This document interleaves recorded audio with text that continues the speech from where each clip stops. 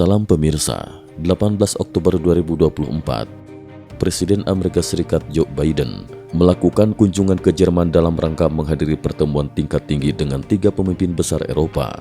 Setelah pertemuannya dengan Kanselir Jerman, Olaf Scholz, Biden akan bergabung dengan Presiden Prancis Emmanuel Macron dan Perdana Menteri Inggris Keir Starmer. Pertemuan ini memiliki makna penting dan merupakan respons terhadap 2 peristiwa besar yang baru saja terjadi di panggung global. Peristiwa pertama adalah kunjungan panjang Presiden Ukraina Volodymyr Zelensky ke berbagai negara Eropa, di mana ia mengumumkan rencana kemenangan Ukraina.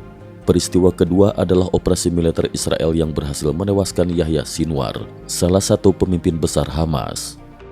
Momen ini diyakini menjadi salah satu pertemuan terpenting bagi Biden sebelum masa jabatannya berakhir sebagai Presiden Amerika Serikat. Meskipun pertemuan ini sangat penting, Israel tampaknya akan terus melanjutkan konfliknya dengan Hamas tanpa memerlukan dukungan langsung dari Amerika Serikat, Inggris, Prancis, atau Jerman. Perdana Menteri Israel, Benjamin Netanyahu, sudah memperjelas bahwa negaranya akan bertindak sesuai kepentingannya sendiri. Dengan demikian, fokus utama pertemuan ini diperkirakan lebih pada arah perang Ukraina melawan Rusia. Dalam diskusi antara Biden dan Scholz, muncul pemahaman bahwa NATO akan tetap mendukung Ukraina selama diperlukan, namun tanpa melibatkan diri secara langsung dalam konflik. Scholz menegaskan bahwa tujuan NATO adalah mencegah eskalasi yang lebih besar, memastikan konflik ini tidak meluas menjadi perang global. Namun demikian, keteguhan dan pandangan Biden dalam pertemuan ini dapat menjadi faktor kunci dalam menentukan masa depan perang Ukraina. Penasehat Keamanan Nasional AS, Jake Sullivan, mengungkapkan bahwa dalam beberapa bulan terakhir masa jabatannya, Biden berharap dapat menciptakan kondisi yang paling menguntungkan bagi kemenangan Ukraina.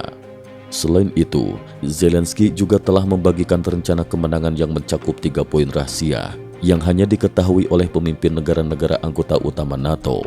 Diduga, poin-poin ini mencakup penawaran politik dan ekonomi yang signifikan bagi negara-negara tersebut.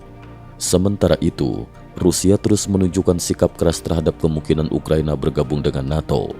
Presiden Rusia, Vladimir Putin, menyatakan bahwa jika Ukraina bergabung, Rusia akan melanjutkan perangnya melawan aliansi NATO.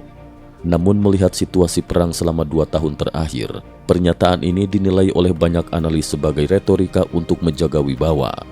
Secara realistis, Rusia tidak memiliki banyak senjata baru selain ancaman nuklir untuk diandalkan dalam menghadapi kekuatan NATO yang terdiri dari lebih dari 30 negara.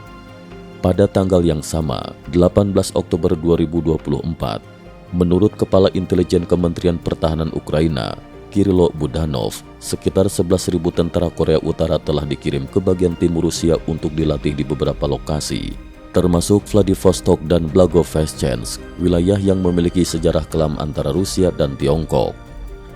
Budanov menjelaskan bahwa mulai 1 November 2024, tentara Korea Utara akan dikerahkan ke garis depan di Ukraina menggunakan persenjataan Rusia.